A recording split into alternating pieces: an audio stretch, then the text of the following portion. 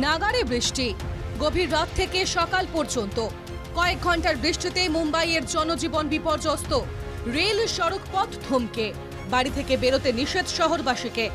জমেছে রেল লাইনে জল, বহু ট্রেন বাতিল, জল জমে রাস্তা বন্ধ, ট্রাফিক জ্যামে নাস্তানাবুদ শহরের মানুষজন।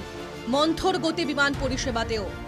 স্কুল কলেজে অর্ধদিবস ছুটি ঘোষণা করতে বাধ্য হয় প্রশাসন। নিচু এলাকাগুলিতে সড়ক পথে হাঁটুর উপরে উঠেছে জমা জল। জলের স্রোতে রাস্তায় গাড়ি ভেসে যাওয়ার খবরও মিলেছে। কোমর জলে ডুবে রয়েছে অন্ধেরি, কুর্ল, বান্দুপ, কিংস সার্কেল, ভিলে পার্লে এবং দাদর। বাতিল 50টি বিমান। সব মিলিয়ে কয়েক ঘন্টার বৃষ্টিতে জেরবার মুম্বাই। মহারাষ্ট্রের মুখ্যমন্ত্রী একনাথ শিন্ডে জানিয়েছেন 267 থেকে 300 মিলিমিটার বৃষ্টি হয়েছে।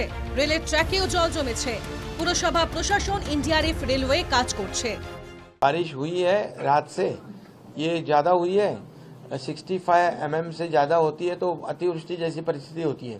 अभी तो 267 से 300 mm बारिश गिरी है और इसलिए रेलवे के ट्रैक पे भी पानी आया है। पंप रेलवे ने 200 पंप लगाया है, 480 पंप कारपोरेशन के है, वो पूरी तेजी से काम कर रहे हैं और पानी फेंकने का काम शुरू है।